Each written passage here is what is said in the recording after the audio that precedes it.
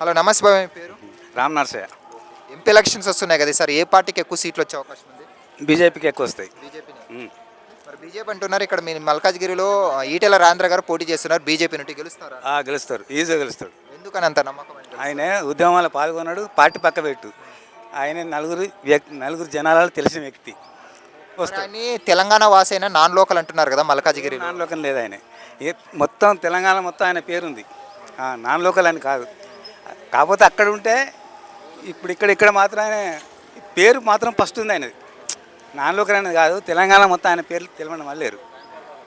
ఒకవేళ ఆయన గెలిచాడు అనుకో ఎంపీగా, కేంద్రం నుండి నిధులు తీసుకొని వస్తాడు. తెస్తాడు. ఇంకోటి ఏమైనా కేబినెట్లో మినిస్ట్రీ ఛాన్స్ వచ్చే అవకాశం ఉందా? ఆ మినిస్టర్ కూడా ఇస్తారు ఆయనకు. ఆయన గట్టి పోటీ అనుకుంటే మల్కాజ్గిరిలో ఎవరు అనుకోవచ్చు? ఎవరు లేరు ఇప్పుడు, ఆయనే ఉన్నాడు. ముగ్గురు ఎట్లు ఇప్పుడు ఆయనే ఉన్నాడు, ఈటల రాజేందర్. అంటే ఈటెల గారు పవర్ఫుల్ లీడర్ అనుకోవచ్చు. లీడరు. సెకండ్ ముఖ్యమంత్రి అవుతాడనే కేసీఆర్ పక్క పెట్టిండు. ఒకవేళ ఈటెల గారు ఇక్కడ నాన్ లోకల్ అంటున్నారు, ఇంకోటి ఆయన గెలిచారనుకో కేంద్రంలో మినిస్ట్రీ ఇస్తారంటున్నారు కదా, ఇక్కడ ప్రధాన సమస్యలు మల్కాజ్గిరిలో అంటే ఏమని చెప్తారు? చాలానే ఉన్నాయి. అవన్నీ డెవలప్మెంట్ చేస్తారు. చేస్తాడు. మరి సానుభూతి ఓట్లు పడే అవకాశం ఉందా? పోయినసారి ఓడిపోయినారు కదా. సానుభూతి వస్తే తెలిసిన వ్యక్తి తెలంగాణ తెలియని వ్యక్తి లేడు.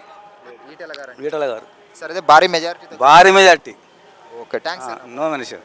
అంటే ఇక్కడ ప్రజలు మరి మల్కాజ్గిరి ప్రజలు బీజేపీని ఆదరిస్తారని మీకు నమ్మకం ఉందా? 100% ఉంది. మరి మీరు ఈటెల గారు గెలుస్తారంటున్నారు. ఒకవేళ ఈటెల గారు గెలిస్తే సెంట్రల్ నుండి ఏమైనా నిధులు తీసుకొని వస్తారా? కంపల్సరీగా తీసుకొస్తారు స్టేట్కి, అంతే. సరే, సానుభూతి ఓట్లు పడే అవకాశం అయితే లేదంటారా ఈటెల గారికి? లేదు. సరే, సెంట్రల్లో ఈసారి మోదీ గారు హ్యాట్రిక్ కొట్టబోతున్నారు అనుకో. కంపల్సరీగా కొడుతున్నా 100%. మోదీ గారు వస్తే సెక్యులరిజం ఉండదు, సెక్యులర్ కాదంటున్నారు, దానికి ఏమంటారు? ఇప్పుడు ముస్లిమ్స్ అందరే మోడీకి సపోర్ట్ చేస్తున్నారు. మోడీ వస్తేనే సెక్యులరిజం ఉంటుంది, అంతే. కంపల్సరీ. ఇప్పుడు కాంగ్రెస్ ఇవన్నీ వచ్చాయనుకో, ఇవన్నీ ఒక సైడ్ అయిపోతాయి. ఇప్పుడు ఈ మోడీ అంటే ఇప్పుడు ఇండియాలో 80-90% హిందూసే ఉన్నారు. ఆయన ముస్లిమ్స్ అందరు ఇక్కడ చాలా పవర్ఫుల్గా జీవించగలుగుతున్నారు.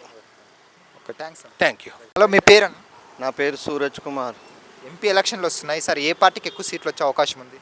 బీజేపీకి వస్తాయి. ఎందుకు బీజేపీ అనుకుంటున్నారు? అంటే నరేందర్ మోడీ మంచిగా అభివృద్ధి చేస్తున్నాడు కదా, అన్నీ ఏదైనా సౌకర్యంగా అన్నీ అభివృద్ధి చేస్తున్నాడు నరేందర్ మోడీ. ఏం కావాలంటే అది ఇస్తున్నాడు కదా, అందుకే బీజేపీ వస్తుంది. మళ్ళీ బీజేపీ వస్తుంది. ఎందుకు బీజేపీ రావాలని? అంటే అన్ని చేస్తున్నాడు నరేంద్ర మోదీ అంటున్నారు. ఒకవేళ నరేంద్ర మోడీ వస్తే గొడవలు అలాంటివి ఏం జరగవు? లేదు, జరిగాయి గొడవలన్నీ జరిగాయి. సైలెంట్. రామ మందిర్ కట్టించారు కాబట్టి ఓట్లు ఎక్కువ పడే అవకాశం ఉంది. రామ మందిరం కట్టియకని కానీ అభివృద్ధి బాగా చేస్తున్నాడు. ఇప్పుడు ఇన్ని టెంపుల్లో అభివృద్ధి బాగా చేస్తున్నాడు. మొన్న ఒక బ్రిడ్జ్ కూడా ఓపెన్ అయింది కదా ఈడ మన గుజరాత్లో, చాలా పెద్దది బ్రిడ్జ్. కొన్ని అభివృద్ధి బాగా చేస్తున్నాడు. ఇప్పుడు ఆపరేషన్ లేకుండానే మోకాళ్లకు ప్లాస్మా ట్రీట్మెంట్, మీ ఆర్థోపెడిక్ సమస్యలన్నిటికీ రోబోటిక్ టెక్నాలజీ ద్వారా తక్కువ ఖర్చుతో శాశ్వత పరిష్కారం, ఫ్రీ కన్సల్టేషన్, ప్రతి ట్రీట్మెంట్ పై 20% డిస్కౌంట్. ఈ ఆఫర్ కొద్ది రోజులు మాత్రమే, త్వరపడండి. V9 hospitals 9281465842.